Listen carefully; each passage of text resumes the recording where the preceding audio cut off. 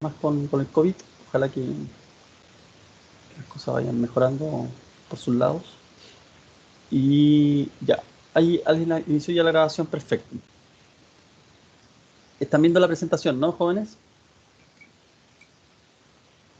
¿Jóvenes? Sí, profe. profe. Sí, profe. Perfecto. Miren, nosotros habíamos hablado de, de algunos estados de falla. En particular, hemos visitado tres. Uno que dice relación con la fluencia, y siempre la fluencia tiene un apellido, que es fluencia del área bruta, y está relacionada a la posibilidad de que un perfil, me refiero en realidad, alcance la tensión de fluencia. Entonces, la falla por fluencia no quiere decir que no quiere decir que el simple hecho de alcanzar la fluencia signifique en algún punto, signifique estar en la falla, sino más bien que la falla por fluencia se refiere a la fluencia del área bruta, que toda el área alcanzó ese nivel tensional. Y por eso que es aplicable, por ejemplo, a los perfiles, porque los perfiles al alcanzar ese nivel tensional significa que van a desarrollar deformaciones inelásticas importantes. Luego hablamos de la fractura del área neta efectiva, con el apellido efectivo. Eh, y, y, y cuando hablamos de fractura del área neta, estamos alcanzando la tensión de rotura. También la estamos alcanzando en una línea. ¿Y por qué llegamos a esa tensión y no paramos, por decirlo de algún modo, antes en la falla por fluencia? Lo que pasa es que no pudiéramos llegar a esa tensión de rotura antes de que se origine la falla por fluencia del área bruta. Entonces, por eso es que hablamos también de la rotura en tracción y que está vinculada a alcanzar ese nivel tensional a partir de deformaciones que generan ese nivel tensional, pero deformaciones a nivel local, que en consecuencia pueden ser deformaciones que son muy pequeñas a ojos vista, digamos, pero de cualquier persona, pero que se están produciendo de manera importante a nivel local. Y por eso es que cuando hablamos de nivel local, nos referimos en realidad a una falla que ocurre en la línea donde se encuentran las perforaciones. Ahora, ese concepto es eh, área neta en rigor, pero le incorporábamos el segundo apellido de área neta efectiva cuando nos referíamos a la posibilidad de que no todo el perfil conectado esté trabajando. Eso nos obligaba a entender un concepto que se denomina desfase de corte, en el que concepto que nos muestra o que trata de retratar el, la distribución de tensiones al interior de un perfil, eh, las que concurren a la zona que está realmente conectada y no en la zona que no está conectada. En consecuencia, no todo el perfil está trabajando. Entonces, por eso el apellido efectivo. Luego vimos bloque de corte, que lo que hace es calcular la resistencia que ofrece una conexión también, en este caso alternada, pero también todas estas conexiones pudieran ser, en el caso del bloque de corte, también pudieran ser soldadas. Y aún así puede ocurrir el bloque de corte. Ya vamos a ver cuál es la diferencia que se da en una conexión soldada. Pero es una falla que se desarrolla a partir de dos posibilidades.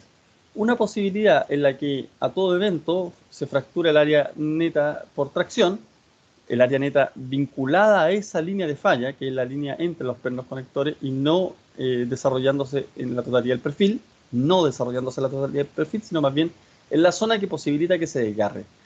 Entonces, son dos posibilidades en las cuales, en ambos casos, se encuentra presente la rotura en tracción del área neta, pero como les decía, del área neta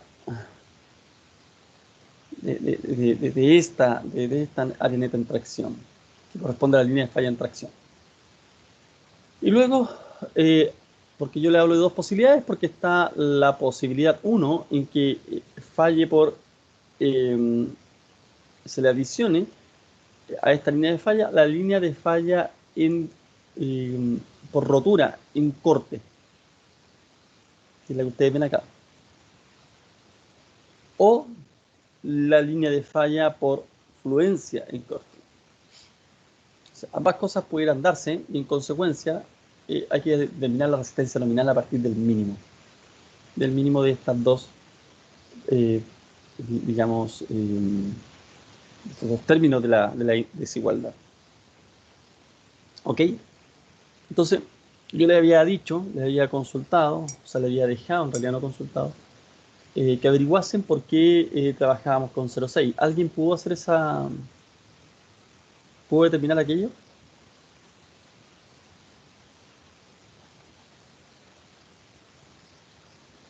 No sé si recuerdan que eso quedó expresado en la última clase. Bueno, la idea es que lo sepan, que lo puedan averiguar. Okay. Entonces, al margen de esas fallas, que son las que ya le he comentado en un resumen breve, también tenemos otras posibilidades de falla, muchas. ¿Ya? Dependen, por supuesto, de las condiciones de la carga y la conexión. ¿Ya? En algunos casos podría desarrollarse una, en otros casos pudiera desarrollarse otra, en otros casos se podría desarrollar eh, bastante fallas, digamos, y que hay que evaluarlas, evaluarlas de igual modo. Entonces, para eso, esta laminita solamente nos muestra un par de fallas que no hemos visto, porque probablemente alrededor de un perno hemos visto esto, que es la rotura del área neta en tracción. Eso lo hemos visto, probablemente es así.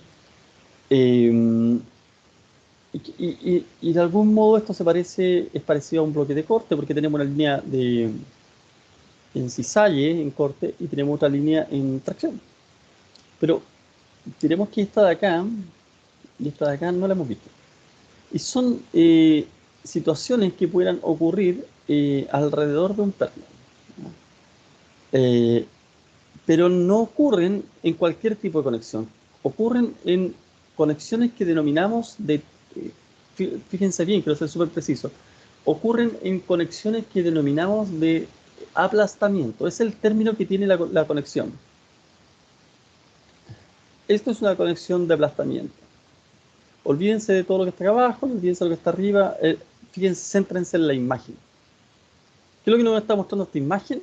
Nos está mostrando que las cargas, la acción y la reacción de la conexión está dada, por supuesto, por esta placa, así que la placa de acá arriba está traccionándose a la derecha, de izquierda a derecha, entonces la placa de acá abajo va a resistir por un tema de acción y reacción eh, con la misma intensidad de la carga de acá, digamos, esto es P, entonces esto va a ser P. Pero para que eso ocurra, tengo que haber transmitido la carga por algún elemento, porque esta no es la misma placa. La placa está conectada mediante este perno, o esta línea de pernos, o varios pernos, da lo mismo. Está conectada mediante estos pernos. Entonces, eso obliga a pensar el problema desde la perspectiva de que es el perno el que transmite la carga. El perno es el que transmite la carga. Esto parece trivial y ustedes probablemente lo han visto, alguna vez han perforado algo y han puesto un perno, pero la verdad es que no es tan trivial. No es tan trivial porque ¿qué es lo que hace uno cuando perfora y une un par de placas o une algo en la casa, qué sé yo? Usted a la conexión, lo que le hacen, por ejemplo, si fuera un perno, o sea, claro, una conexión con pernos, no con tornillos, pero pudiera ser también con tornillos. El perno lo empieza a apretar, lo aprieta, y de repente los dos elementos empiezan a entrar en contacto. Entonces, los dos elementos me refiero a esta placa de acá y esta placa de acá. Entonces, a veces, sin quererlo, uno no está haciendo esta conexión, sino sin quererlo, debido al nivel de torque que uno le aplica acá arriba con la llave, ¿ya? Está juntando bastante las placas. Entonces, sin quererlo, ¿qué es lo que ocurre? Es una distribución de cargas que ya no es de este modo, sino que es de este modo. Siendo esta distribución de tensiones la que va a generar, al integrar este plano de falla, por decirlo de algún modo, este plano no es falla, este plano, esta interfase, la que va a dar respuesta o va a equilibrar esta carga que está puesta acá. Entonces, no va a ser el perno, en el caso de la conexión que le estoy mostrando acá, el que transmita la carga, sino más bien van a ser las placas, a consecuencia de que el perno se ha apretado. Eso es cierto, ¿no? Pero serían las placas. En cambio, cuando yo no estoy apretando los pernos, sino más bien simplemente el perno está cruzándose, lo que voy a obtener es que las placas uno las va a ver, si que fuera un puro perno, las va a ver como media sueltas. Claro, no se trata de eso, usted lo va a apretar igual, pero no lo va a apretar a un nivel de tensiones tan grande, a un nivel ¿cómo se llama?, de pretensión tan grande. No, lo aprieta para que los pernos trabajen. Entonces el perno va a trabajar a partir de su cuerpo, aportando su rigidez al corte y en consecuencia desarrollando niveles tensionales que van a hacer equilibrar esta carga que está puesta acá con el nivel tensional del perno y esta carga que está acá con la otra parte de acá abajo del perno. Entonces, el perno trabaja al cisalle, trabaja al corte. Este perno trabaja al corte. En una unión tipo aplastamiento, el perno trabaja al corte. Entonces, cuando el perno trabaja al corte, lo que está haciendo en realidad es transmitiendo una carga a las placas, ya sea por reacción en el primer caso o por acción en el segundo caso.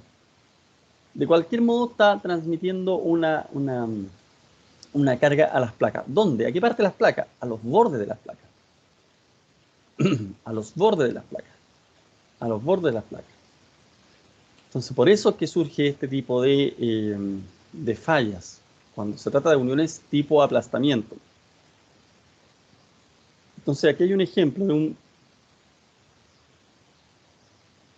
de un ensayo que no tiene sonido, la verdad. O sea, tiene un sonido, pero no es muy gravitante. Donde esta máquina está estirando esta placa, que está conectada con dos pernos, arriba y dos pernos acá abajo. El video está avanzando, pero la verdad es que no se aprecia bien. Pero si yo empiezo a adelantarlo rápidamente, ahí se aprecia cómo se va estirando. ¿Qué es lo que se va estirando? Ustedes reparan o observan con atención. Van a ver que alrededor de las perforaciones, de los pernos, digo, estas perforaciones se han alargado. Se han alargado. Pero no se ha producido una rotura todavía, pero sin embargo sí se ha producido un alargamiento y consecuente, y a raíz de ese alargamiento, que uno pudiera decir en principio local, sí, siempre local, pero a raíz del alargamiento debido al aplastamiento, es que la placa también va a experimentar una deformación muy grande. No al nivel de una afluencia del área bruta, no a ese nivel, pero sí va a originarse una deformación relativamente importante. Si yo tengo esto conectado, si yo tengo una diagonal conectada con esto, no me va a dar lo mismo si la diagonal tiene ese juego, así se encuentra con ese juego, digamos. Ahí fácilmente hay varios centímetros de diferencia entre una cosa y otra. Bueno, este es un ensayo, entonces está, valga la redundancia, ensayando una pieza hasta llevarla para poder estudiar su mecanismo de falla. Entonces, bueno, se les tira lo que más se puede. Entonces,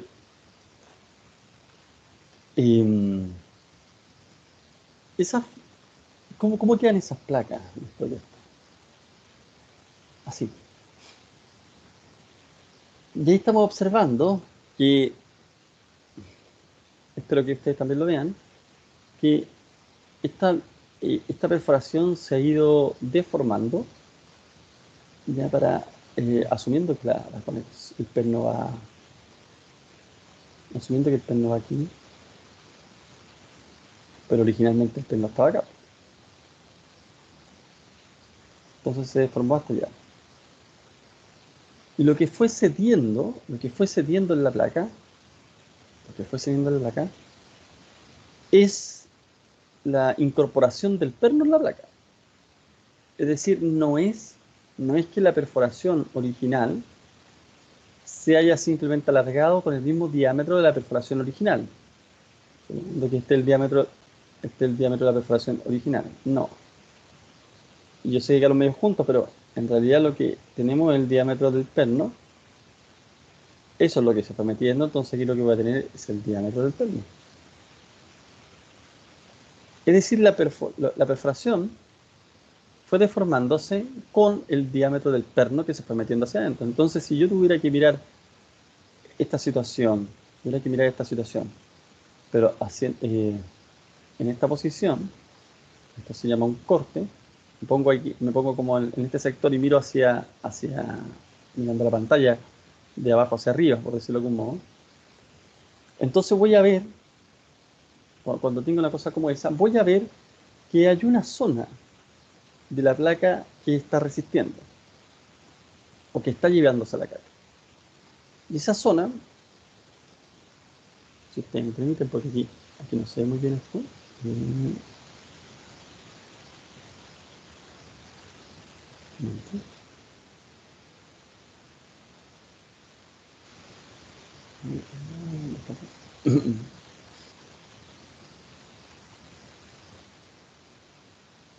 amigo Paint.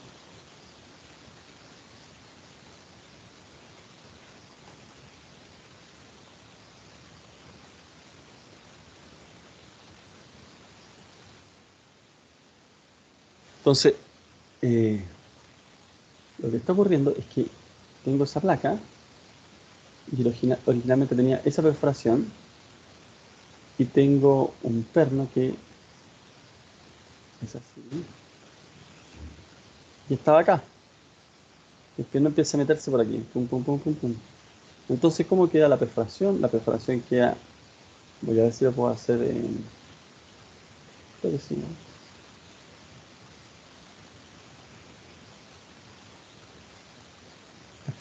Oh. Bueno, voy a hacerlo del siguiente modo.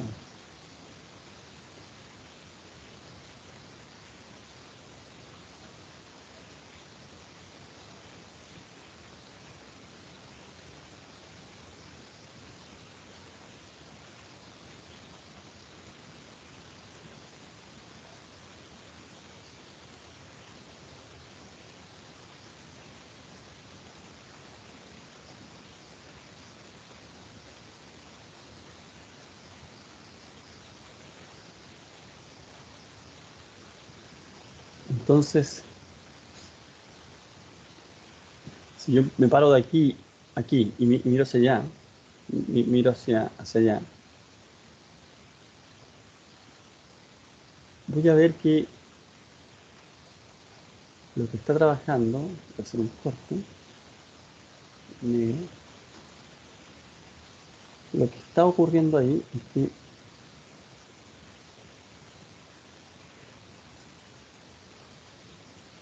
tengo eso. Si esto mide, eso es el diámetro del perno, así que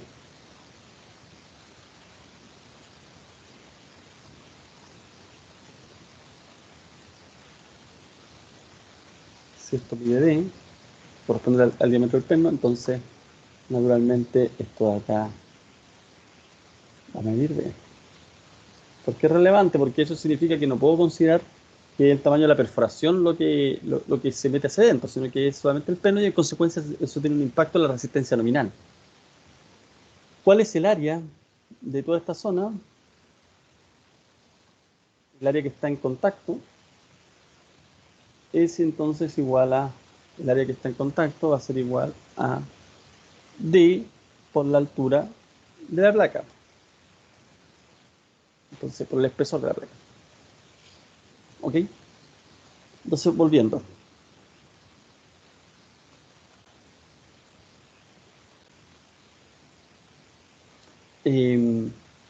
Va a ser esa zona la que va a estar trabajando con un área de porte. Pero si ustedes observan bien la imagen, la de la izquierda aparece, no es relevante si es que aparece más corta que esta otra al lado derecho. Lo que es relevante es que en esta placa de la izquierda se ha metido el perno, ¿ya? Y la falla en rigor no se ha producido porque uno observa una rotura, sino más bien porque está aplastándose. Claro, no es muy bello verlo así, pero al aplastarse estoy incurriendo en una deformación importante. Eso es lo que está señalando esta falla. Ahora, si uno observa la de al lado, uno dice, chuta, sí, la deformación es mayor. Es cierto, pero no es lo relevante en lo que quiero transmitirle. Más bien decirle lo siguiente. Aquí en esta falla ustedes están viendo algo. No sé si alcanzan a ver. Espero que sí, me dicen. Aquí hay un bigotito así, como, y acá también. Hay un signo de rotura de la placa acá. Entonces se está produciendo algo así como lo que estamos viendo acá, como esto acá. Un desgarre. Un desgarre. Entonces, el mecanismo de falla por aplastamiento puede tener esta expresión, que seguramente ustedes no han visto como una falla probablemente tal todavía, o puede tener esta expresión, que seguramente ya vieron que es una falla porque están viendo ahí los bigotitos. Pero en realidad, si esta situación que estamos viendo acá no da origen a estos bigotitos, pero la deformación es importante, entonces se transforma en una falla. Y eso es lo que trata de regular la expresión de la resistencia nominal a, a ese tipo de falla.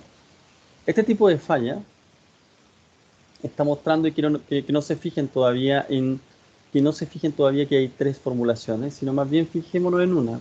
Pongamos atención en la primera de acá arriba. ¿Ya? Les repito, no se fijen en las tres formulaciones, ya voy a hablarles de las tres formulaciones, pero fijémonos primero en la de arriba. ¿Para qué? Para poder hacer este problema de lo más simple a lo más complejo. Lo que me está mostrando es que la resistencia nominal de esa perforación frente a esa condición en la cual el pez no empieza a avanzar es, es un mínimo. Acuérdense que este menor igual quiere decir que es el mínimo entre esto de acá y este otro término.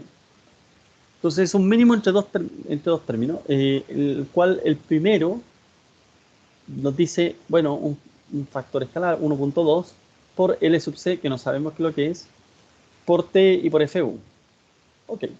Y al lado dice el otro término que uno tiene contra el cual uno tiene que comprarse, es con este que dice acá 2.4 por D, que es lo que es D, el diámetro del perno, por T, que es lo que es T, el espesor de la placa, y por FU.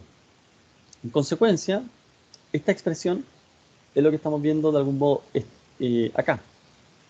Está considerando la resistencia que está otorgándose en la zona de aplastada, que es D por T.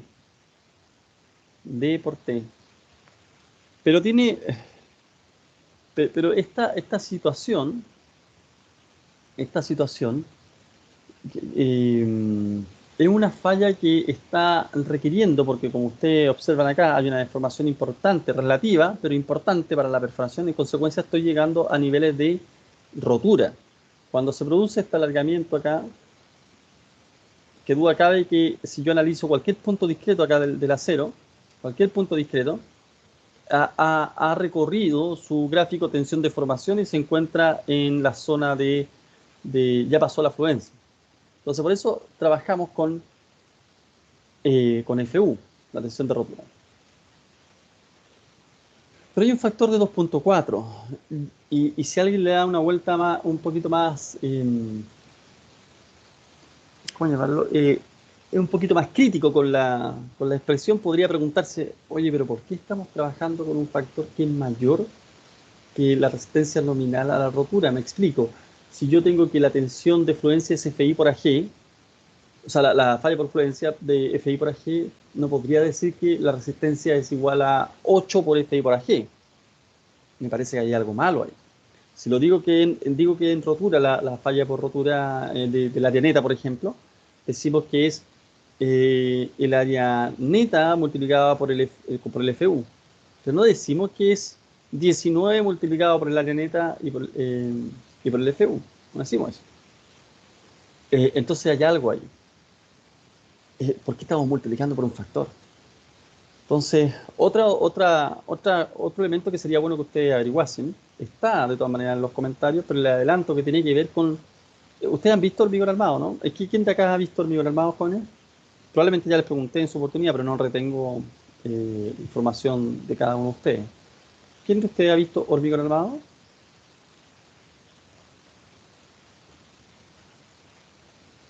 Ninguno ha visto hormigón armado. ¿No? Pero como recién haciéndolo. Si es que lo vieron o lo están viendo.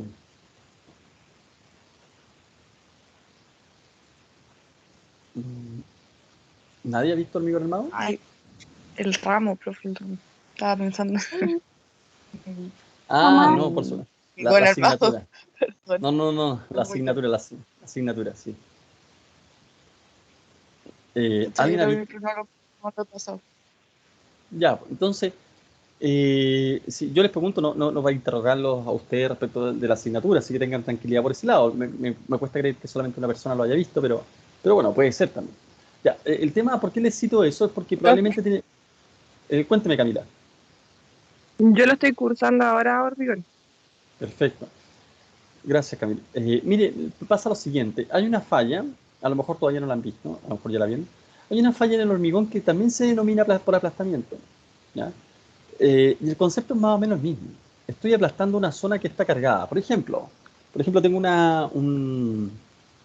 imagínense un pedestal de hormigón, y tengo una columna arriba, y estoy cargando con esa columna ese pedestal. Y la columna puede tener esta sección en la base, por ejemplo, como mi puño. Y el pedestal tiene una sección como la palma. Entonces, la, la palma puede ser mucho más grande. A lo mejor ya no es la palma, sino que es una mesa. Ya pensemos que una mesa. Entonces, estoy cargando con mi puño esa mesa.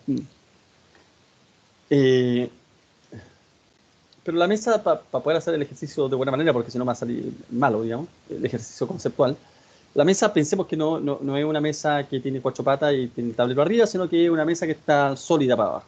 Entonces, tiene no cuatro patas, sino que está sólida abajo. Es como el que está en hormigón. ¿Ya? Entonces, estoy presionando hacia abajo. Entonces, ¿qué es lo que sucede? Que eh, la resistencia a la compresión del hormigón, la resistencia a la compresión, y eso sí lo tiene que haber visto, es F'C, que es un valor que oscila dependiendo de la calidad del hormigón, pero normalmente es el que usamos al momento de proyectar, es 250 kilogramos fuerza por centímetro cuadrado. En pocas palabras, si yo supero esa carga, no es que la supere, sino más bien supero la deformación que alcanza esa carga, voy a tener una falla. Si esa deformación, o sea, si esa deformación es alcanzada por un sector eh, no local, sino más bien todo el sector que está viéndose exigido a un nivel de carga. Pero la falla por, por este aplastamiento no es F'C, es raíz de A2 partido por A1 por F'C. Esa es la resistencia nominal. ¿Y qué es lo que es A2 partido por A1? A2 es el área cargada y el área 1 es el área que está cargando. Entonces el área que está cargando naturalmente va a ser menor que el área que se encuentra cargada, la zona que se encuentra cargada. Entonces si tengo un pedestal que mide estoy cargando contra una losa de fundación que mide 1 metro por 1 metro y estoy cargando con mi puño, el área va a ser de 1 metro cuadrado, mi puño va a ser de 0,1, no, 0,01 metro cuadrado, una cosa así. Entonces, la raíz va a ser raíz de lo primero dividido en lo segundo, y eso me va a dar un valor muy grande. Chuta, entonces me va a dar un factor por F'C de 500 por F'C. Bueno, eso es muy grande, y el código de diseño de hormigón lo sabe, y en consecuencia establece un límite que dice, pero no mayor que, todo ese factor no puede ser mayor que 1,7 por F'C. Bueno, ¿por qué les saco a colación esta situación de hormigón? Porque en realidad es un fenómeno que ocurre en varios lados. ¿Qué cosa? Que estoy multiplicando la resistencia a la compresión por un factor, un escalar que lleva la resistencia a un nivel mayor. Pero ¿eso por qué ocurre? Bueno, ocurre porque, al igual que acá, que tiene un factor de 2,4 o 3 inclusive, ocurre porque, al igual que acá, no es un problema que solamente esa zona haya alcanzado el nivel de rotura, sino más bien es porque el resto, en rigor lo que está pasando es que el resto de, de la zona, de la sección, está incorporando, está empezando a ayudar en el trabajo. Entonces, por ejemplo, si tengo una sección así, como les quiero dibujar, está viéndose cargada por un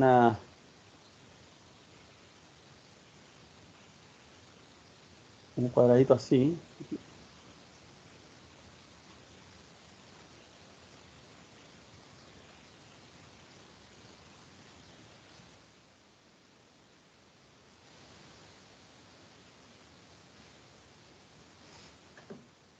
y la carga, por supuesto, como les estoy señalando, es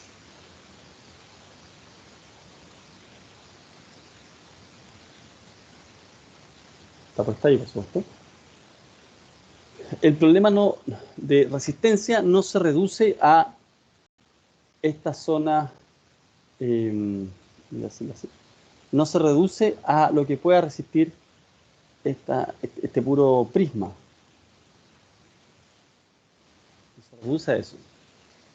Este prisma va a ofrecer una resistencia que no está solo vinculada a este puro prisma, sino que está vinculada también a, voy a dibujarlo de este modo, voy a dibujarlo bien. Quiero que ojalá me puedan entender. Voy a hacer estas cositas chiquitas.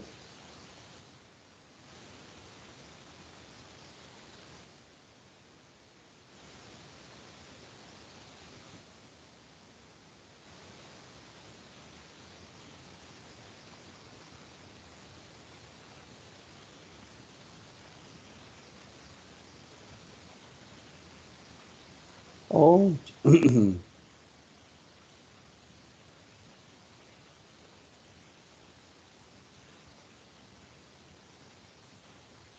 Ya. Entonces estoy dibujando como quienes se oponen a esa carga. Entonces, yo lo que les estoy señalando es que no es solo la resistencia propia de este prisma, es decir, no da lo mismo si el prisma que estamos viendo acá, está recibiendo la carga y no hay nada acá al lado, a que si hay algo acá al lado. Entonces, si hay algo acá al lado, se va a producir que el resto del prisma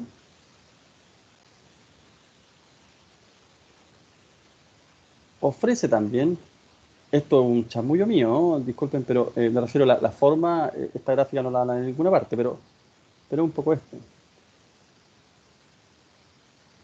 Como que el resto, Profe, cuénteme, Fabián. eso se refiere en el caso del hormigón, ¿cierto? Sí, ¿y por qué le estoy mostrando lo del Es, hormigón? Porque es más fácil de verlo, pero es cuénteme, como en cuénteme. es como en el caso de cuando tenemos la losa y se reparte la carga hacia las vigas. No, no Una es, forma de verlo así. en rigor no, tiene que ver con una falla que probablemente los que vieron el hormigón la vieron, que se llama por aplastamiento, y los que están cursándolo la van a ver, y no se la explican así como se la estoy mostrando yo, digamos, pero es, ouch, lo que le estoy tratando de transmitir es, creo que la puedo hacer ahí, sí, es que la resistencia, por favor, céntrense en lo siguiente, esto es un pedestal o un elemento sólido que está siendo cargado en esta zona solamente. Uno podría decir, chuta, la falla de compresión del hormigón es 0, o sea, es F'(C), 0,85 por F'(C). Pero ¿por qué me permito tener un valor que sea mayor a eso?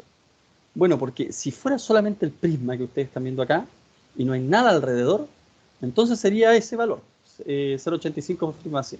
Pero el que exista algo alrededor ya le entrega también una capacidad a este elemento, a este prisma, para que pueda resistir un poco más. Eso es simplemente lo que estoy tratando de señalar. Entonces, es como que todo el resto está entregándole algo. Insisto que esta gráfica es una gráfica bien sui generis, pero eso hace que originalmente toda esa composición de carga que era de este porte, ¿ya? Ahora pueda ser de este porte. La integral de resistencia, Entonces, eso me dice de que puedo llegar a una carga mayor. Entonces, lo que estamos viendo acá es lo mismo. Dice D por T. ¿Qué es lo que era acá en este caso es del prisma? D por T vendría siendo la arista de este cuadrado. ¿Qué es lo que en nuestro caso el D por T? Bueno, el D por T es esto. Esta zona es la que está siendo cargada. Está cargándose esa zona que tiene un área de que el espesor de qué cosa? Del perno, no de la perforación, del perno, multiplicado por el espesor de la placa, el diámetro del perno por el espesor de la placa. Entonces, ahí se explica el que aparezcan estos factores. Ahora, estos factores no es que salgan de bajo la manga, normalmente responden a ensayos que se realizan para determinar los niveles de... se va como ecualizando hasta obtener, no es la palabra ecualizando en este caso, sino más bien se va calibrando hasta obtener el factor que es representativo de esta situación. Entonces, ¿qué es lo que me está diciendo? Que la resistencia nominal, yo les decía, no miren estas otras de acá, veamos esta. La resistencia, vamos a ver inmediatamente la otra, pero la resistencia nominal asociada a este tipo de falla, cualquiera de las dos, en el primer caso es una resistencia que tiene que ver con un aplastamiento de esta placa. Y ahí ustedes la ven acá. 2.4 por D, por T, por FU. Típicamente un aplastamiento. Y el lado izquierdo de la expresión dice 1,2 por LC, por T por FU. Entonces, ¿qué es lo que es LC? Bueno, pasa que, como ustedes vieron acá, se puede producir un desgarre. Entonces, claro, acá se muestra como un desgarre puesto para un elemento mayor, de un diámetro mayor. ¿Ya? Eso significa entonces que el desgarre ocurre, digamos, claramente se puede ver acá, a este lado y a este lado, digamos. Bueno, ¿cómo calculamos nosotros esta resistencia? La calculamos así, miren. Decimos que si tenemos una perforación,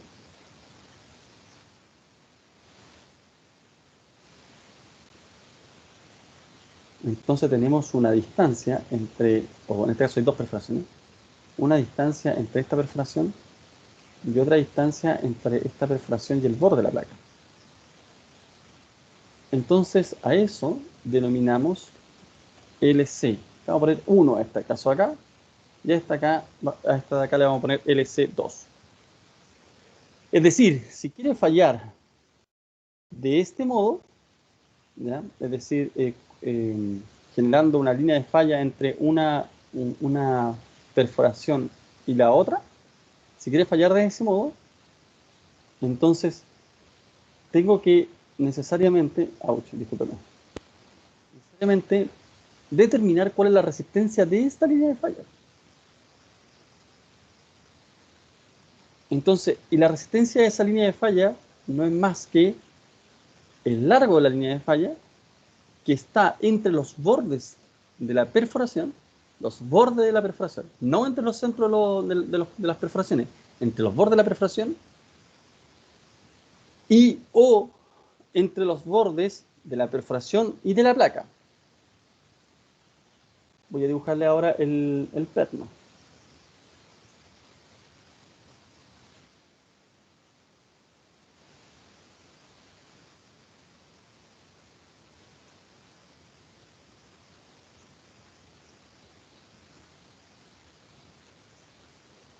Entonces, el perno puede ocasionar la falla por aplastamiento que está puesta, la falla que está puesta acá, 2.4 por D por T por FU, pero también puede ocasionar esta otra falla.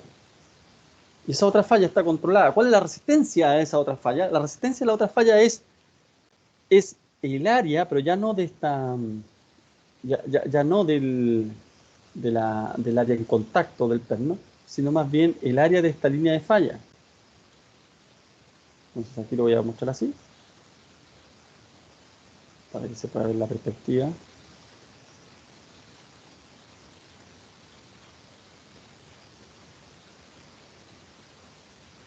Para que lo muestre así, porque ahora podemos dibujar con claridad a qué línea de falla me refiero.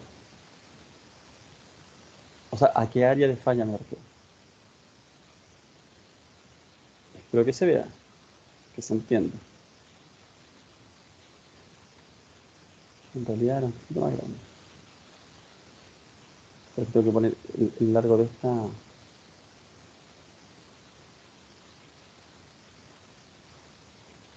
Ahí sí.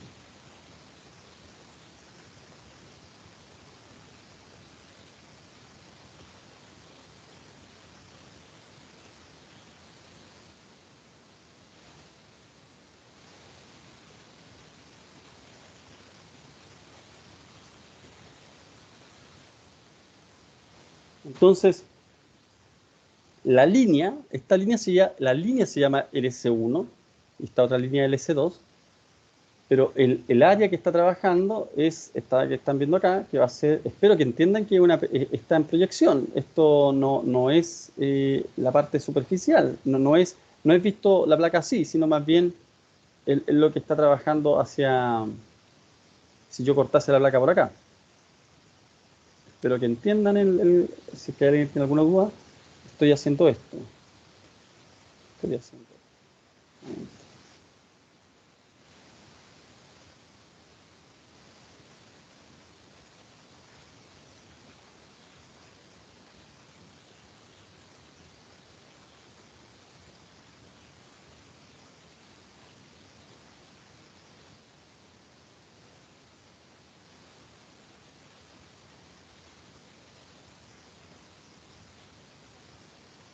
En la proyección aparece esta zona que está trabajando.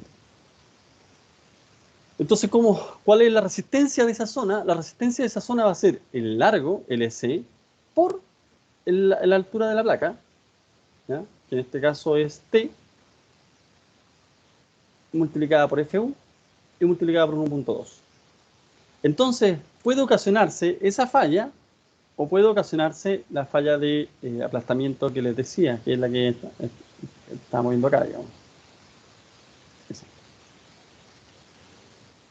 Puede ocurrir que una se pronuncie antes que la otra. En consecuencia, ¿qué significa que una se pronuncie antes de la otra? Es que la resistencia nominal asociada a este tipo de falla, por ejemplo, sea menor que la resistencia nominal a este tipo de falla.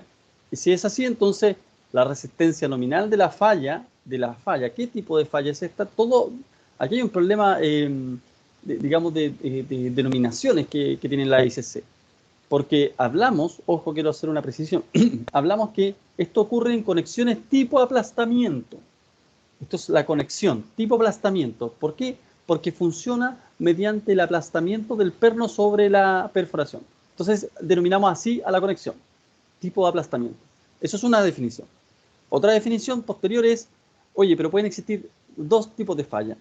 Una falla de aplastamiento, y ahí la nombramos nuevamente, y una falla de desgarre, ¿cierto? Pero las dos están vinculadas una con la otra. En consecuencia, se habla de una falla en común y se determina a partir del mínimo entre ambas resistencias nominales, entre la resistencia nominal al aplastamiento y la resistencia nominal al desgarre.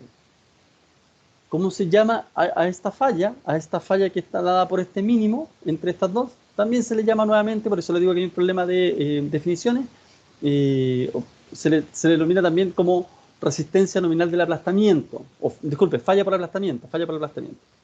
Entonces, hay un uso destemplado del concepto de aplastamiento. Se utiliza para definir el tipo de conexión, se utiliza para definir la resistencia nominal específica de este tipo de falla que están viendo acá, de esto, como aplastamiento, y luego también a toda esta falla se le denomina falla por aplastamiento. Pero bueno, ¿qué es lo interesante de acá, jóvenes? Y les voy a pedir, por favor, unos 6 minutos, no, un poquito más quizás, de su tiempo en explicarle algo que es bien interesante, bien chorón, y que explica por qué tenemos estas tres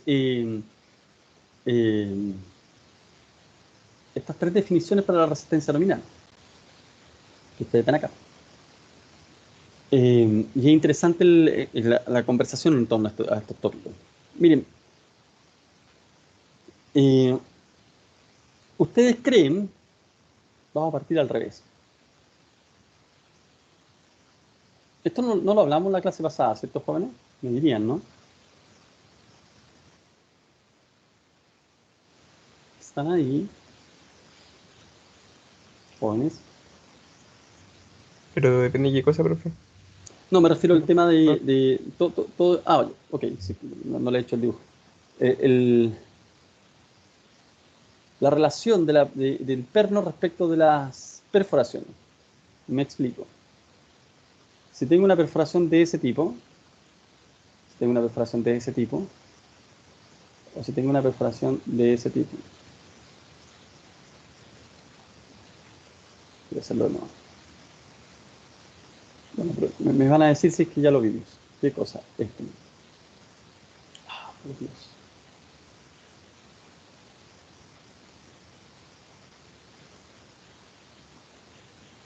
Perforación así.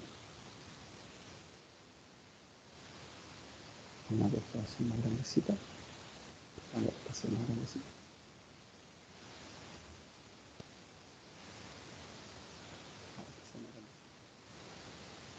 ¿Está bien?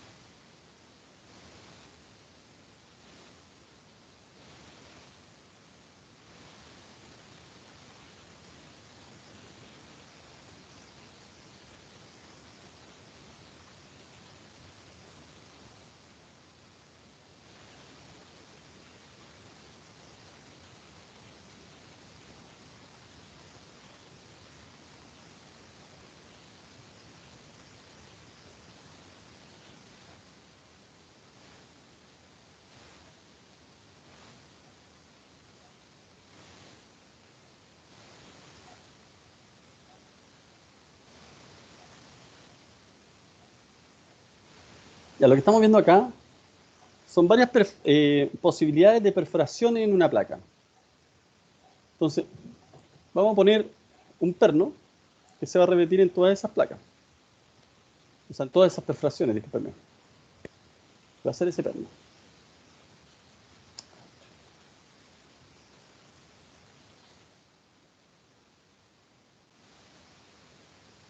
Ese perno. ¿Ok? Pero lo voy a repetir en todas. Bueno, lo voy a poner, lo voy a poner así, después por último lo repito. Es un poquito más complejo, después no lo puedo llegar y borrar, pero voy a poner el perno ahí.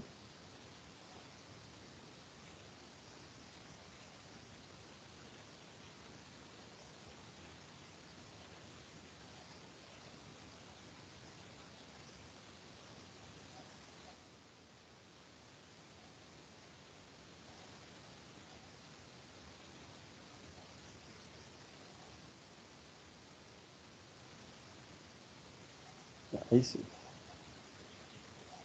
Ahora sí que sí.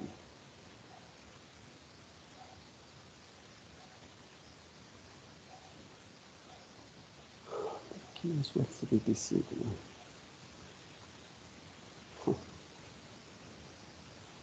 Ya, bueno. Tengo un perno.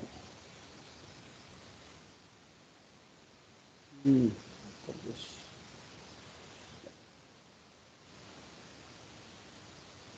Ya, ese perno se ve un poquito más chico que la perforación, que es lo que estaba tratando de hacer. Este va a ser el mismo perno, pero ubicado acá.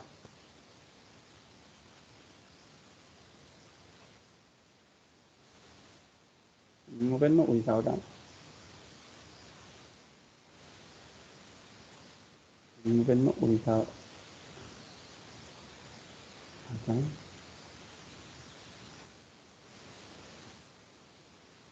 El mismo perno ubicado acá.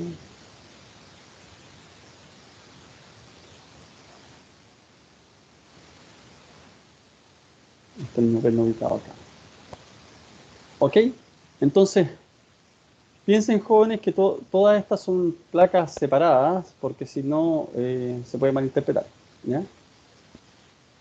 Piensen ustedes que son placas separadas, placas separadas, placas separadas. Ya. Entonces, cuando viene la carga, y la carga está llevando el perno de izquierda a derecha, quiere decir entonces que la placa se va de derecha a izquierda, ¿cierto? Entonces voy a dibujar, jóvenes, solamente para que sepan cuál es la carga que hay en el perno, no en la placa. La que está en el perno es en esta dirección. ¿Ya? No voy a dibujar el resto, porque si no sería demasiado... Pero bueno, también podría ser así rápidamente.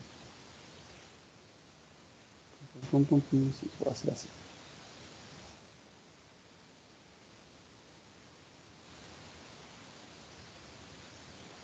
La carga en el perno.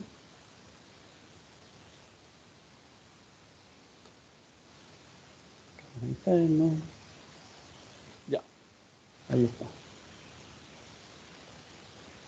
Entonces, si hay una carga que está ocurriendo en el perno de ese tipo, entonces, ¿qué es lo que va a ocurrir inmediatamente, jóvenes? ¿Qué es lo que va a ocurrir con esta perforación?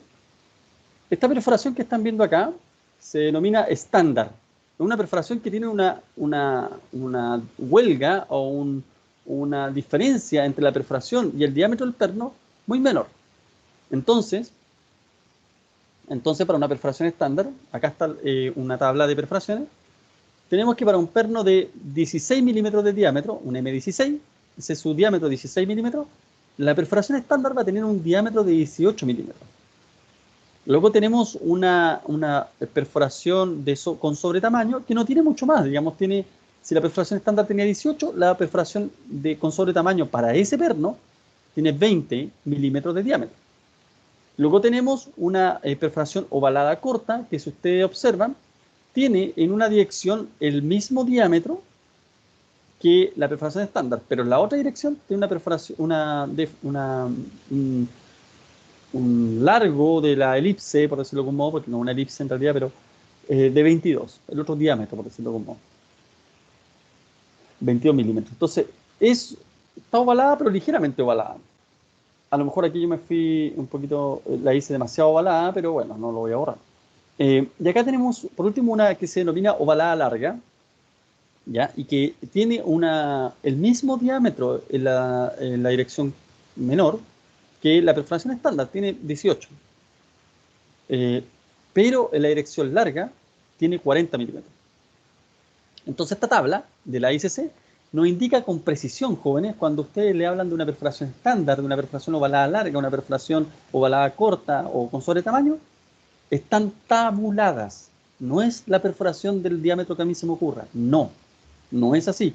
Porque todo esto está aparejado con las resistencias nominales. En consecuencia, están calibradas las resistencias nominales a partir de esta relación de perforación con el perno, con el diámetro del perno. Entonces es importante siempre tener en cuenta eso. No es que se me ocurra al perno de 16 le voy a hacer una perforación de 27. No, no es así.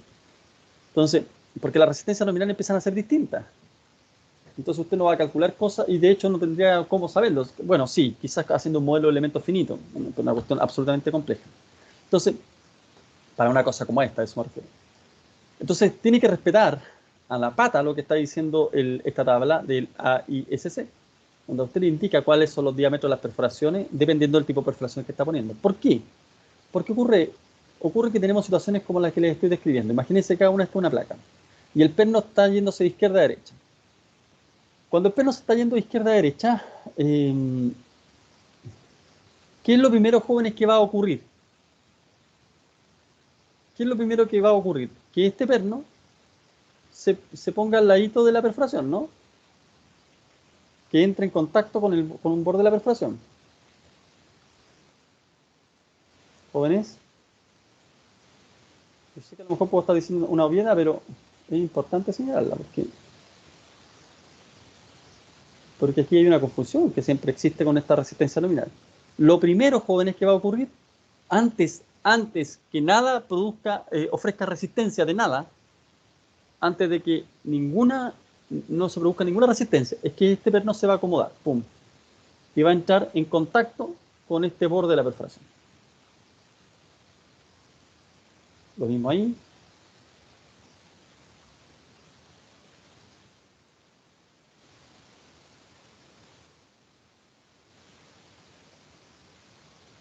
Eso es lo primero.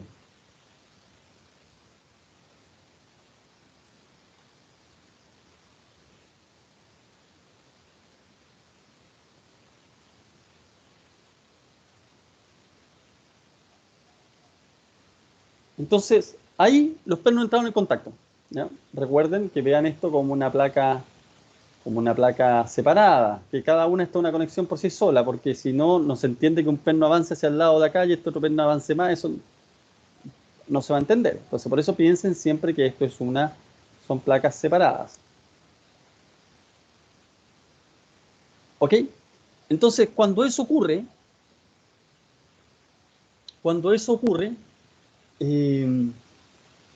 recién entonces es que empieza a producirse una resistencia de la placa. ¿Están viendo lo que les estoy señalando, no? ¿Lo entienden? ¿Entienden que una vez que ya estoy en contacto, recién ahí empieza a ocurrir que la placa empieza a ofrecer cierto nivel de resistencia?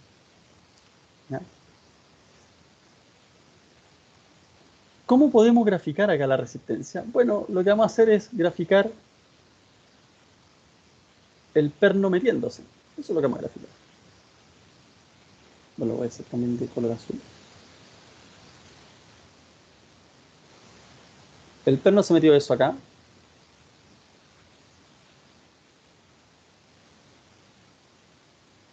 El perno se metió esto acá.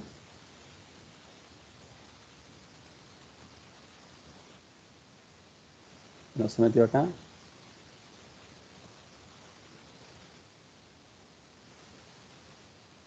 No se metió acá.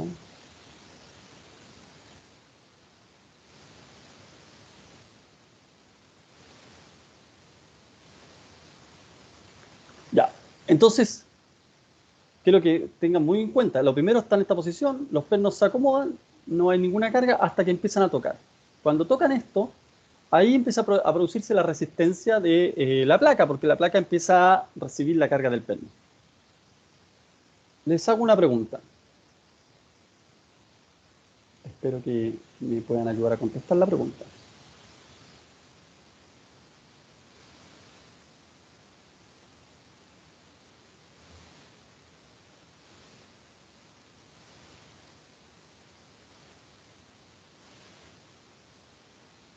Acuérdense que tenemos carga a los lados de acá.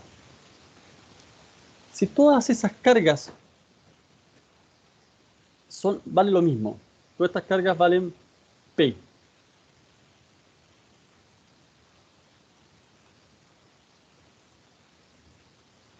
No sé qué pasa. Bueno, ya no voy a dibujarla de nuevo acá porque yo creo que ya lo entienden. Si cada una de esas cargas valen lo mismo, ¿cuál perno se mete más dentro de la placa? ¿Cuál situación? Es Voy a poner, la ovalada larga que está en vertical. ya, Fabián, perfecto. ¿Qué piensa el resto? Yo creo, ¿Alguien profe, piensa? que la número 2, o sea, la número 1, perdón, porque está como más justa, po. Yo también creo que la número 1. ¿Ya? ¿Alguien por ahí dijo A ver, aquí hay dos personas que han dicho la uno, una persona que dijo La 6, bro. la 6. ¿Quién dice una cosa distinta o la misma? Da lo mismo para poder ir desempatado. Bueno, no está empatado, pero son 3 votos, digamos, y somos bastante más.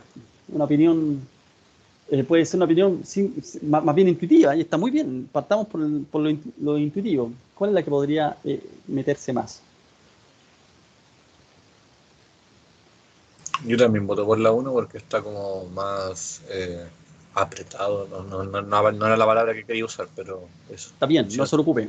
Está bien, usemos las palabras mientras ya vamos a ir ubicando los términos más adecuados, pero lo importante es, primero es tener claro el concepto. Entonces, y aquí hay 3 personas que dicen la 1, una persona que dice la 6.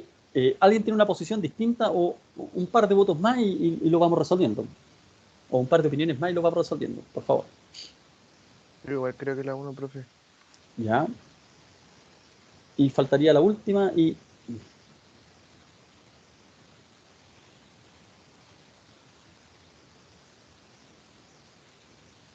La uno, profe. Ya. Entonces, bueno, muchas gracias por vuestra participación.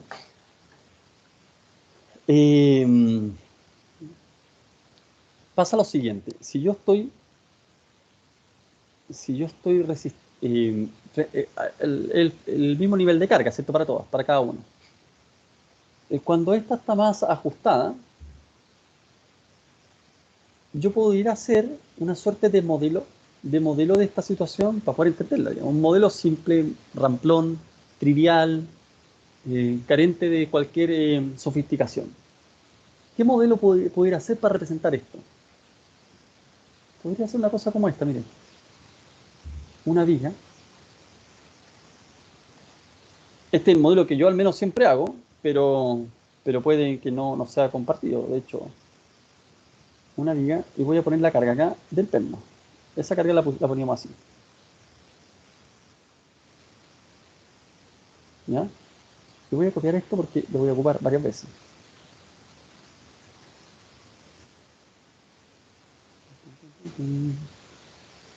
Ah, ya, no funciona lo que quería hacer.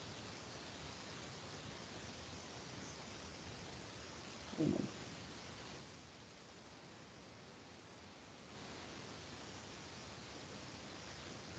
Recuerden que son placas distintas.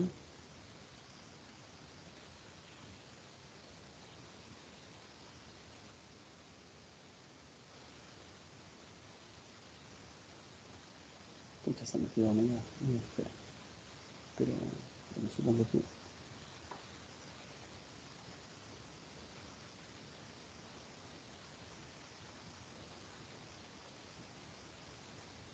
Yo me corría media fea, pero bueno. Pero se entiende, profe. Perfecto. Esa es la idea.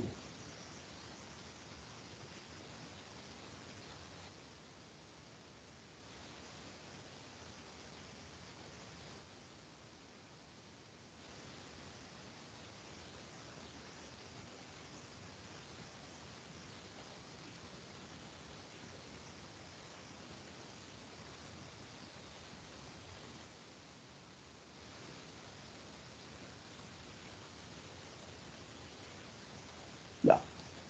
Entonces, dibujé algo primero, pero ya les voy a explicar qué es lo que estoy haciendo. Si yo quiero hacer un modelo de esto, podría decir, pero mira, aquí tengo una carga, estoy mirándolo como de ladito, así como que lo giro, ¿ya? Tengo una viga que tiene todo este espesor. Todo este espesor. No la dibujé de ese espesor porque sería repetir la placa. ¿Qué tiene que espesor? Todo esto que está acá. ¿Ya? Pero además tiene esta zona, jóvenes, tiene esta zona que está impidiendo que esto se vaya hacia abajo. O sea, no, que siga avanzando, esta zona de acá. Claro, porque esta zona está impidiendo que esto que les voy a mostrar así como muy... Así. No le salir.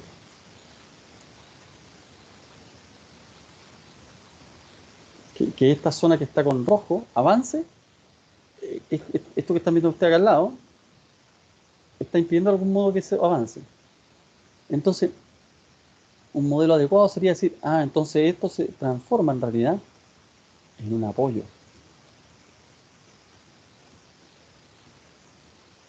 Se transforma en un apoyo para salir.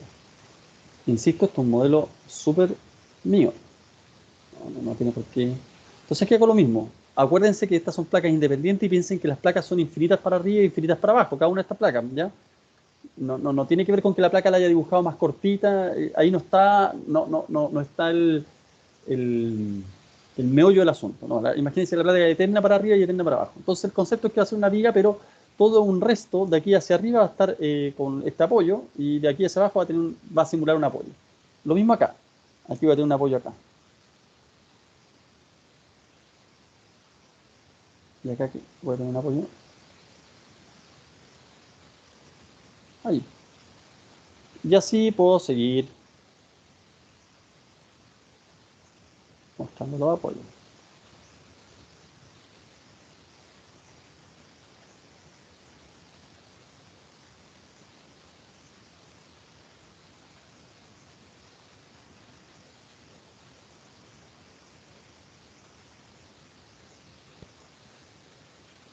No tengo una forma más fácil de hacerlo.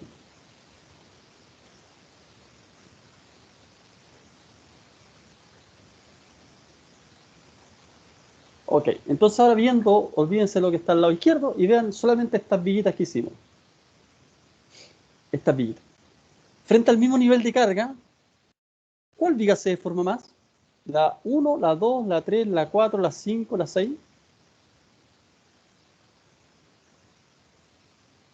La 6. La 6, ¿cierto? No sé si el resto que opinó que la 1 se alcanza a dar cuenta de un fenómeno. Es una modelación súper ramplona, porque trata de reducir una problemática de tensión de formación que es más compleja en una cuestión de un modelo de una viga. Pero justamente para eso nos sirven los modelos, son aproximaciones a la situación real, no otra cosa. Viendo la viga, la 6 se deforma más, ¿cierto? ¿Están de acuerdo los que dijeron la 1? Frente al mismo nivel Sí, de carga. profe. Sí, Perfecto. profe. Súper. Entonces, si yo quiero decir ahora, quiero que me ayuden en esta reflexión, les digo, mire, ¿sabes qué? Quiero tener que esa perforación se pueda deformar, cualquiera de estas perforaciones, se puedan deformar, pero que se deforme en un determinado nivel, no puedo permitirme que haya una deformación muy grande, ¿ya? Entonces, es como plantear el problema al revés. Porque si yo digo acá que todos tienen la misma carga, yo sé que la de abajo, la 6, va a tener una deformación mayor. Pero ahora digo otra cosa, digo, oye, ¿qué pasaría si les quiero decir que todas estas, lo máximo que puedan tener un nivel de deformación? Diremos una tontera, 6 milímetros. Lo máximo que puede tener esto es 6 milímetros. Entonces si lo máximo es 6 milímetros, quiere decir que todo esto se va a deformar 6 milímetros. Entonces para ustedes sería prudente entender que para una deformación de 6 milímetros acá, la carga va a ser esta. Y para una deformación de 6 milímetros acá, la carga va a ser esta. Va a ser un poco mayor, ¿no? ¿Están de acuerdo conmigo, no? Que la carga, en el caso de esta más larga, de esta perforación ovalada que está en el sentido transversal a la orientación de la carga, esa carga va a ser menor respecto de la carga de una perforación como la 1. Y van a originar entonces en ambos casos la misma deformación. Estoy poniendo de forma inversa el problema. Si antes teníamos las mismas cargas y en la condición 6 se producía una deformación mayor, ahora les digo, mira, yo quiero que todas tengan la misma deformación. ¿Cuál es la diferencia de carga? Bueno, la 6 va a tener una carga menor que va a originar esa deformación respecto de la carga que va a tener la 1 que va a originar la misma deformación. ¿Se entiende, jóvenes? Sí, profe. Ya, si entendemos eso, entonces lo que estamos definiendo es una resistencia nominal dada por la deformación. Estoy diciendo, como máximo quiero que se deforme algo. ¿Cuánto? El AICC no le muestra eso, pero lo trae en la parte de comentarios. Y después, a partir de la parte de comentarios, uno puede llegar a papers. Por ejemplo, que yo los tengo acá. Material complementario. Esto dice la ICC. Acá pueden consultar el ICC, pero cita unos ensayos de Frank Anjura, quienes demuestran que frente a un nivel de deformación, lo que acabamos de decir, demuestran un poco lo obvio, pero lo demuestran con ensayos, no con un ensayo, con muchos ensayos, ¿ya? Entonces aquí dicen esto, Frank Anjura han demostrado que para una deformación del agujero mayor que 6 milímetros comenzará a desarrollarse generalmente en la medida que la fuerza de aplastamiento es aumentada más allá de 2,4 D por T por FU. Se va a producir entonces la falla. Especialmente, o sea, está explicado quizás de manera críptica, pero está diciendo de que por esa razón tenemos este factor de 2,4. Especialmente si es combinada con una alta tensión, pero miren acá. Lo mismo se aplica para un agujero de ranura larga, pero con la ranura perpendicular a la dirección de la carga, lo que vimos. Aquí está haciendo la comparación, aquí recién está haciendo la comparación. Para una fuerza de aplastamiento mayor que 2 por D por T por FU. D por T por FU sigue siendo lo mismo en ambos casos. Aquí el D por T por FU. D es el diámetro del perno. T el espesor de la placa. Y FU es la tensión de rotura de la placa, no del perno, de la placa. En el caso de la perforación estándar, sería 2.4 y originaría la misma deformación máxima que para una ovalada larga con la disposición de la ranura de manera perpendicular a la carga. En dicho caso, ocasionaría, para alcanzar la misma deformación, solamente 2, no 2.4. ¿Ok? Entonces, hay una investigación acá. Acá hay un documento que lo pueden seguir. Trato de, por lo menos, demostrar esas cosas porque ustedes pueden aumentar su nivel de conocimiento no solamente a partir de lo que aparece en la especificación, sino también ir averiguando qué es lo que dicen los papers, y están bien choros. Este paper es antiguo, del año 81, está escrito a máquina, entonces, y está subido ahí en la página del AICC. Miren, lo vi hace un tiempo atrás, no sé si estará ahí todavía, pero uno puede meterse ahí. Y, veamos si es aceptar, no sé si puede plantear. Bueno, no. Debe estar entrando. A ver.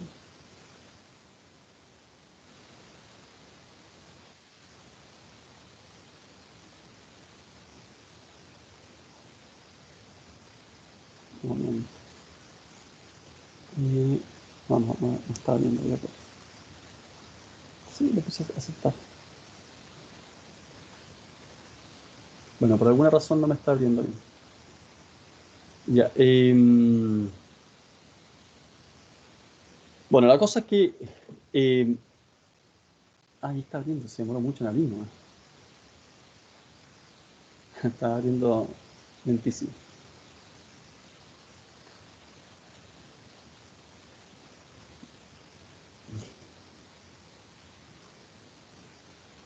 Entonces, este documento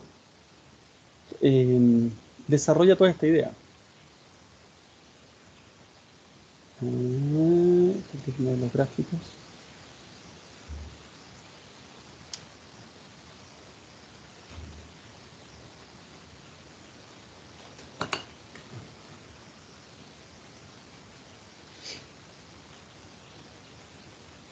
Bueno, es un paper de 240 páginas.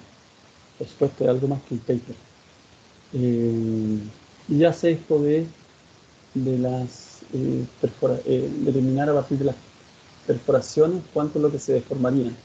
Hay unas tablas, en alguna oportunidad lo miré con un poco más de atención, nunca lo leí entero, pero sí llegué a unas tablas bien, son una gráfica que hablaban un poquito de eso. Bueno, ustedes pueden, si es que quieren verlo, tienen posibilidad de consultarlo, ahí está el link. Ya, entonces, ahora ustedes comprenderán, y esta es la parte interesante de una reflexión final asociada a este punto, que yo no limito las cosas en el diseño, no las limito por la deformación. No puedo, me cuesta hacer eso.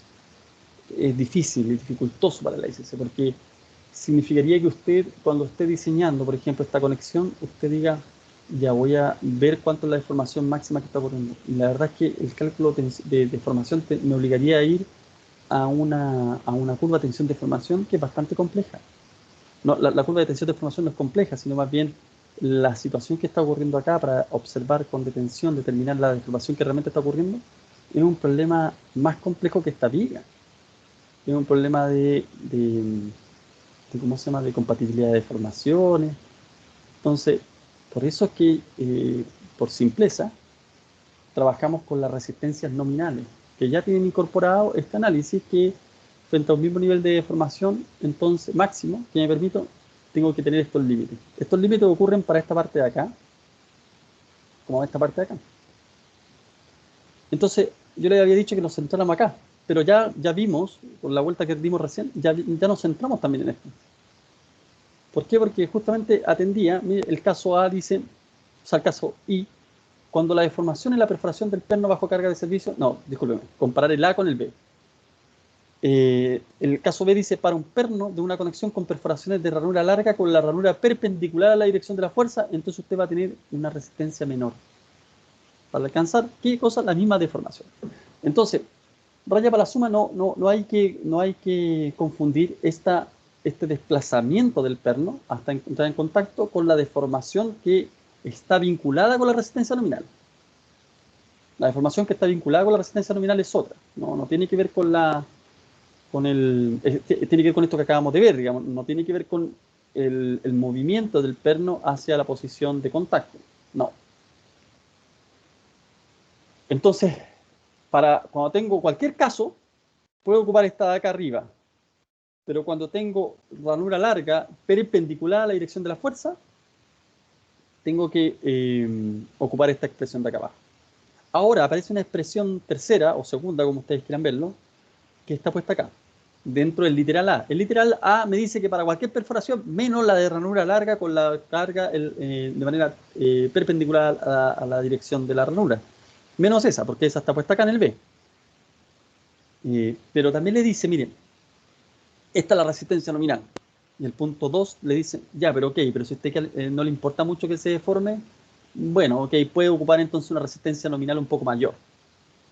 Eso es lo que le está diciendo el AICC. Le dice, mire, ocupa esta resistencia nominal, porque a partir de esa resistencia alcanzamos 6 milímetros de deformación. No lo dice el AICC directamente, lo que yo les mostré acá están los comentarios del AICC. Pero dice que ocupe eso. Pero le dice, mire, ya, pero ok, pero si a usted no le importa mucho que esto se deforme un poquito más, si quiere que no le preocupa mucho, bueno, puede ocupar esta resistencia nominal.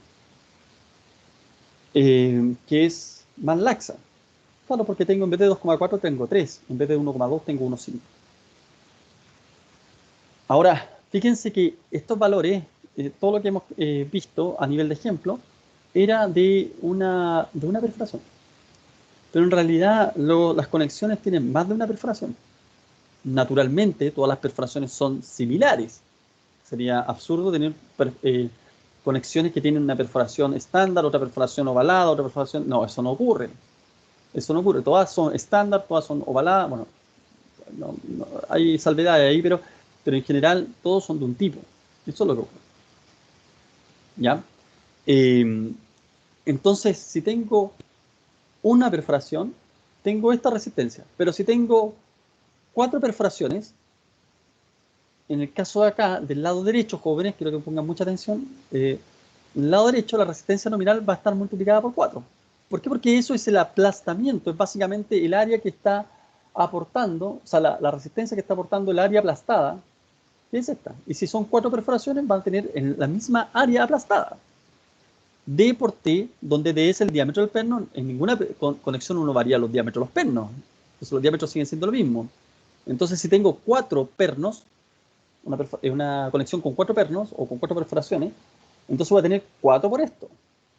Entonces la resistencia nominal asociada al sector, esta zona de acá, asociada al aplastamiento, va a ser simplemente 4 por esta resistencia. Si son 6, entonces son 6. Si son 2, entonces son 2. ¿Ok? Pero, en el caso del lado izquierdo de la desigualdad, del lado izquierdo, dice que 1,2 por LC por T por FU. Entonces el LC es un poco distinto, porque yo ya les dibujé acá, me parece por aquí en alguna parte, esto de acá. Si hay 2 pernos, puedo tener un LC, una distancia entre estos 2 pernos, que va a ser, no sé, 5 centímetros, y la distancia entre este perno y el borde, que va a ser 4 centímetros. Entonces los LC son distintos. ¿Ya? Y a lo mejor puedo tener también, como eran 4 pernos, bueno, voy a tener a lo mejor una cosa como esta, también puedo tener eso.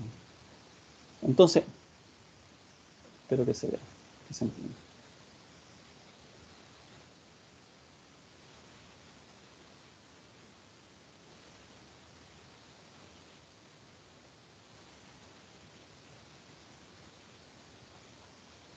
Puedo tener 4 pernos también. Entonces, en dicho caso, la resistencia nominal, aquí va a ser equivalente. Va a ser equivalente a decir la resistencia que ofrece esta zona, más la resistencia que ofrece esta zona, más la resistencia que ofrece esta zona, más la resistencia que ofrece esta zona. Es la sumatoria, no son resistencias individuales. No es que si yo tengo la carga que equivale, les voy a decir, la carga es 10 toneladas, entonces, cada una va a llevarse 2,5 toneladas. Entonces evalúo esta con 2,5, esta con 2,5. No se hace eso. la carga es de 10 toneladas, yo la comparo con la sumatoria de las resistencias nominales porque en realidad es un conjunto. Entonces, si tengo un LC1, un LC2, un LC1, un LC2, voy a tener que la resistencia nominal acá va a ser igual a, dijimos que era 1,2, discúlpame, resistencia nominal igual a 1,2 por la sumatoria de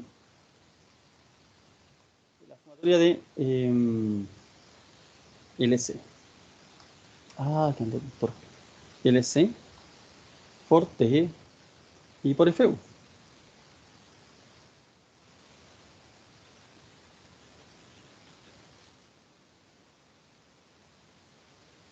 Eso es lo que va a ser la resistencia nominal. Entonces, ¿qué es lo que significa esa sumatoria? Bueno, esa sumatoria va a ser LC1 más LC2 más LC1 más LC2.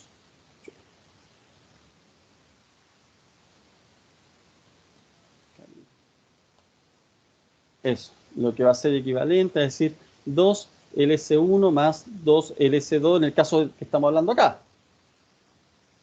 Y eso lo multiplico por el espesor y por el FU. Entonces ahí tengo la resistencia nominal, joven. Bueno, esto usted lo hace a partir de estas formulaciones y por eso que es relevante respetar la hipótesis que hay detrás. ¿Cuáles son? Vamos a ver algunas cuestiones, pero tiene que ver, por ejemplo, con la distancia entre el perno y el borde. Si es que es muy poca, no se da este caso y ya no podemos analizarlo con esta formulación. La resistencia entre las perforaciones, si es muy poca, entonces tampoco se da este caso. Tenemos que respetar eso. Ahora, yo hice un modelo anoche, lo dejé corriendo y tuve que detenerlo el día en la mañana. En la mañana, de hecho, estaba en eso y lo detuve como a las 8:15. Porque no terminó de correr, pero por lo menos pudo desarrollar un paso de análisis. Porque la verdad es que puse la carga no lineal, ¿ya? Que vaya incrementándose para poder hacer el análisis, pero no me sirvió porque se detuvo en el primer paso.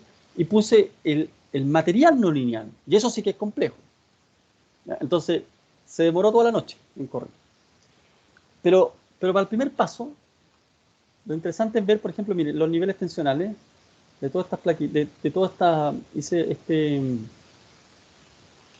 no lo he visto, a lo mejor puede haber un error, puede haber, pero nivel tensional, aquí son solamente cargas, perfecto, el mismo nivel tensional, entonces habría que ver la deformación.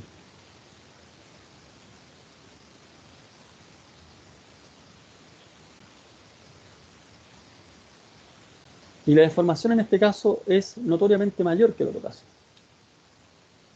Acá solamente una carga muy chica, porque no alcanzó, corrió, no sé cuántos pasos habrá corrido, pero se me ocurre que corrió un paso. Pero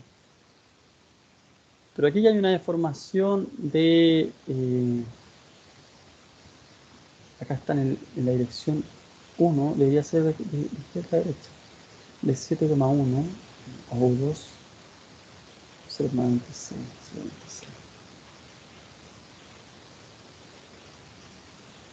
Claro.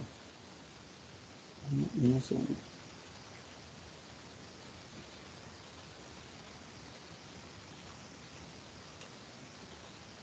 Sobre tamaño.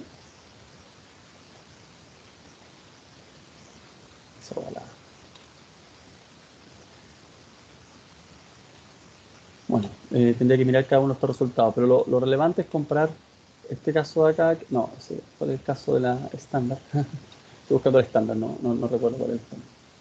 Me parece que esta es una ovalada larga, corta. Tiene una deformación de 0,02.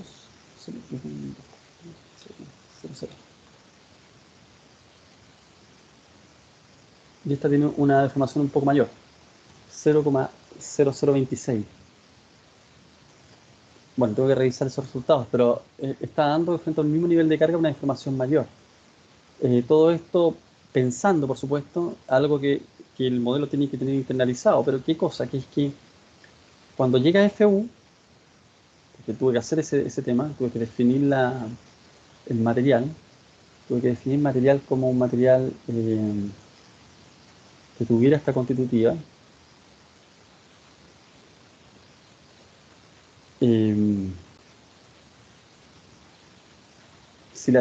¿Cuándo esto empieza a ocurrir? Pues la resistencia nominal está pensada cuando llegamos a FU, entonces pasamos ya a FI. En consecuencia, la relación tensión-deformación no es lineal, es una relación no lineal. Entonces, eso lo tiene que considerar el modelo si estoy analizando una cuestión así, de ese tipo, con esa especificidad. Entonces puede demorarse mucho. Por eso mismo es que nosotros no usamos esto, salvo para cuando hacemos ensayo, para calibrar modelos a partir de ensayo, eso sí lo hacemos. Pero cuando tenemos que verificar un perfil o qué sé yo, no entramos en esto, digamos, calculamos la resistencia nominal de la conexión, ¿ya? Y por eso, para eso ocupamos esto.